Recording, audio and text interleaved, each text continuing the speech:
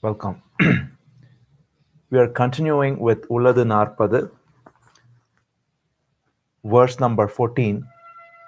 This verse looks into the question of whether there are truly others as opposed to I, or is it all just imaginary? I'll first read the verse.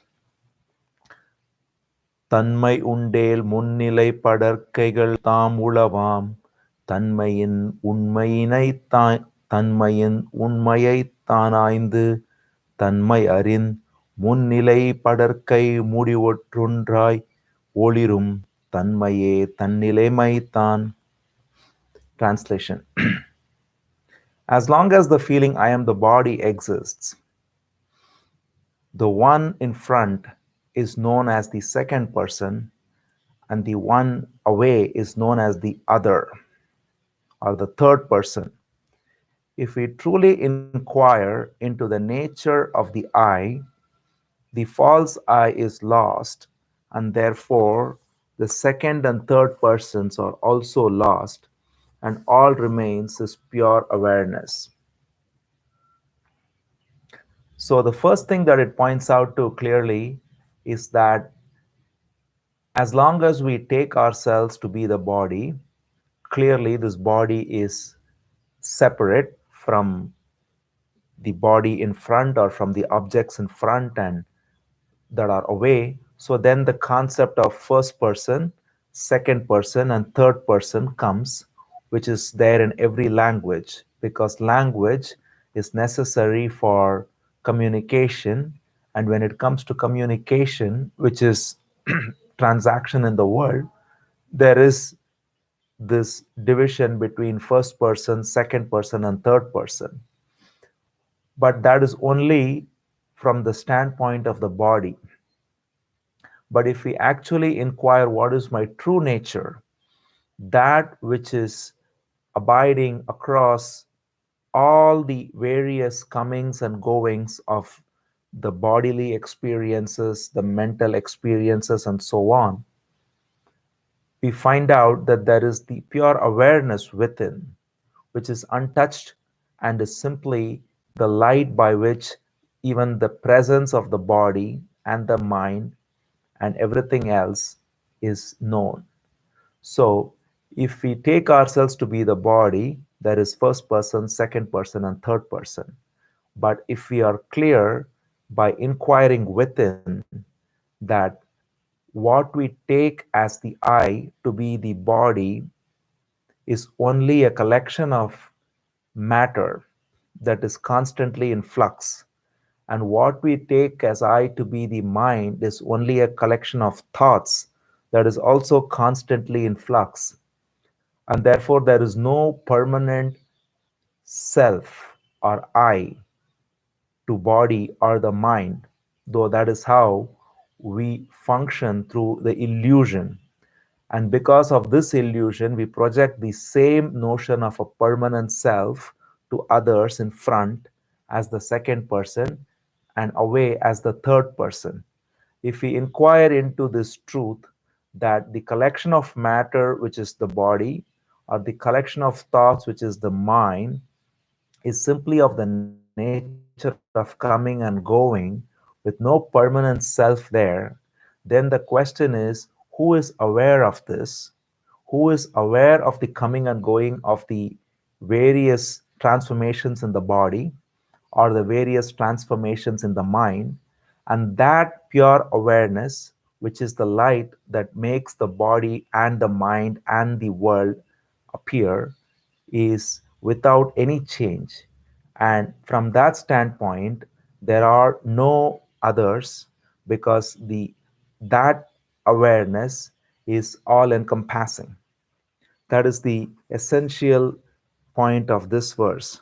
So from that standpoint, we can also see that what is called as bondage is itself an illusion, because this awareness is ever present and it is ever illumining the experience of the body and the mind. It is simply a false superimposition that takes us to be the body and the mind, and therefore looking for then an idea called liberation. But if we see it clearly, that our very essential nature is not the body and not the mind, but this awareness that is ever shining, then from that standpoint, there is nobody who is bound, there is nobody who needs liberation, and therefore everything is perfectly functioning in the field of awareness, and the awareness itself is untouched by it. This is the reason why Ramana Maharishi many times did not even admit of a relationship such as a guru and disciple, because even that relationship requires a distinction between one who is liberated and one who is not liberated. For transactional purposes, such a relationship is admitted at times, but from the absolute standpoint, it's very clear, and that's why Sri Ramana always insisted that find out your real nature and therefore find the true guru within. Uh, Another example given to kind of illustrate this is how the moon that shines in the sky is reflected in different parts of water, and it appears that there are different moons, but in reality there is only one moon, and all that is seen in each part of water is the reflection of the same moon. And therefore, similarly, consciousness that is all encompassing, when it's reflected from within a body or mind, then it seems to be localized, which is then called as a jiva or an individual soul. But in reality, it never was individual, and therefore there is no question of it being bound as an individual. The only bondage is the ignorance or the false notion that this part of water takes itself to be separate from the moon. Similarly, all there is the false idea that this body and the mind is taken as the I, whereas in reality, pure awareness alone shines as the I all the time. And hence, there are, from that true standpoint, when we go into the silence of meditation, when we connect with that space which is pure awareness, where there are no desires, where it is completely tranquil, there is no movement, and there is simply a stillness. That is our essential nature, which does not come and go, which is always present. And from that standpoint, there are no first person, second person, third person, I or others. That's why once when Ramana Maharshi was asked how to treat others, he simply said, there are no others. It's a very beautiful statement, because if we, as long as we consider that there are others, there is always a sense of difference. To truly realize that there are no others is the essence of meditation and self realization. And it also, of course, is the true manifestation of love. The next verse, verse number 15, talks about the falsity of time and space, both the verses 15 and 16 we will look at.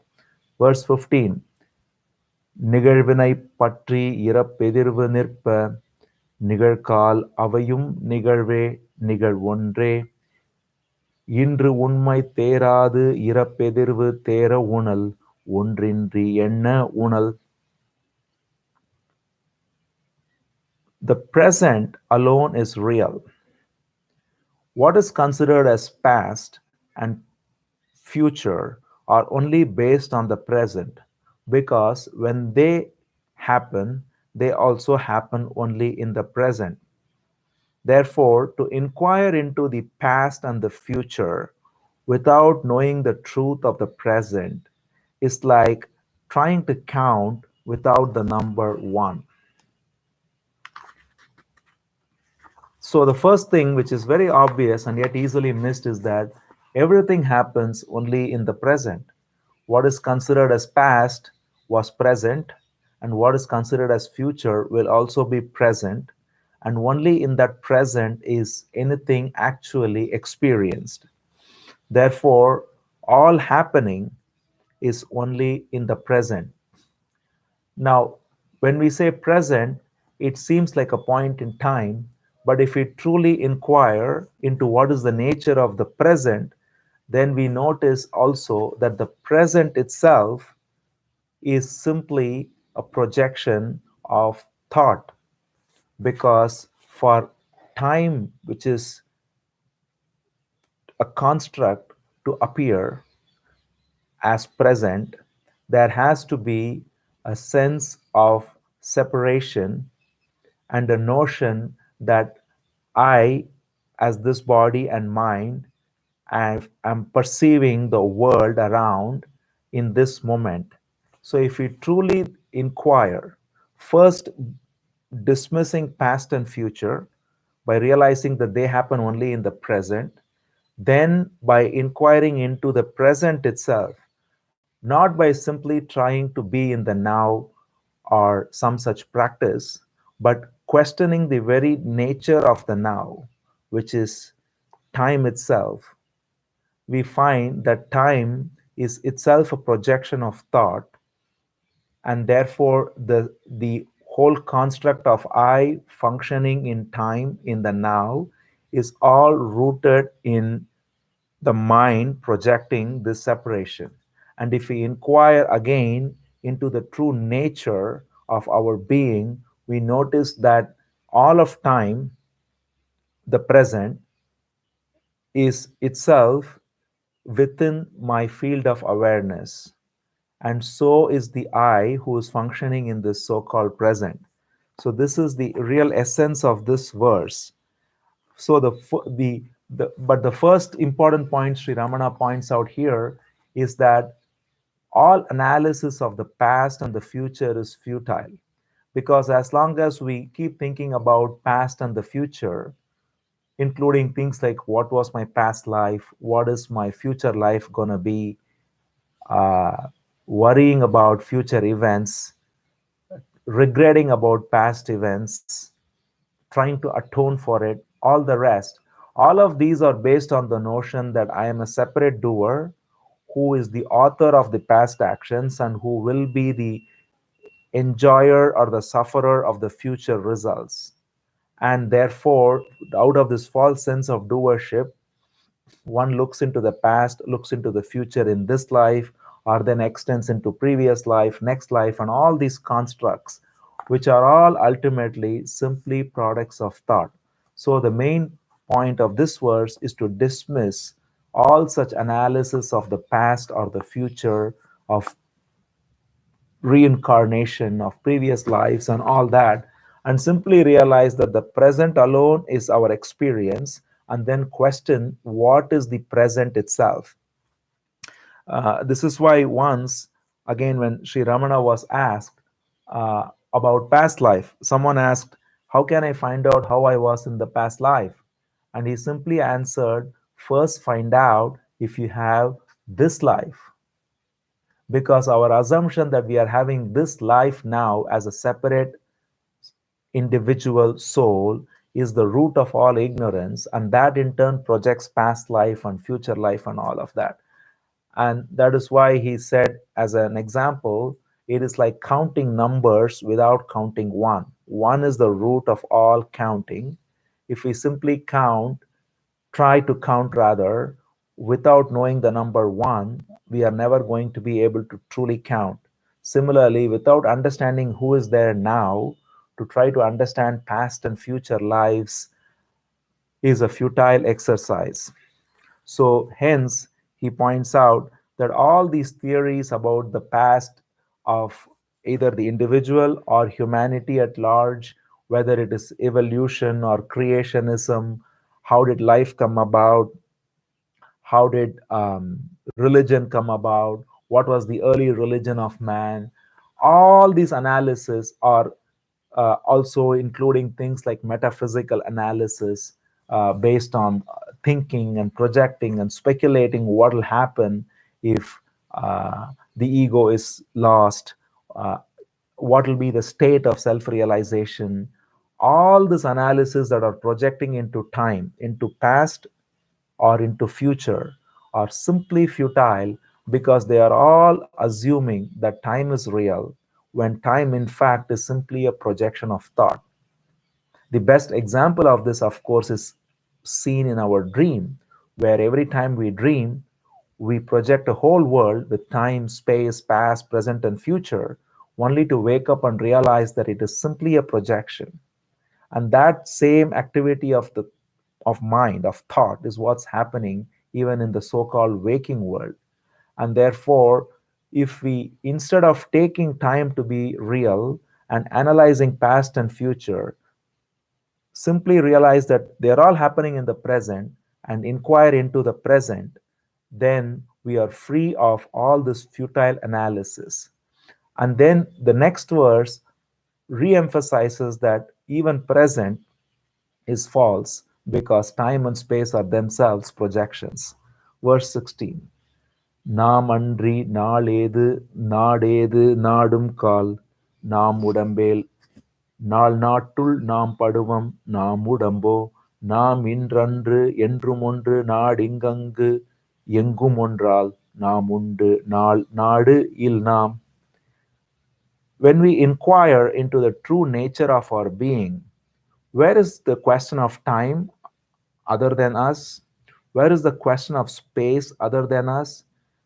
If we take us as the body, then we are naturally caught in time and space. But are we the body? We are ever present awareness that is untouched by time and space, and therefore we are not affected by time and space.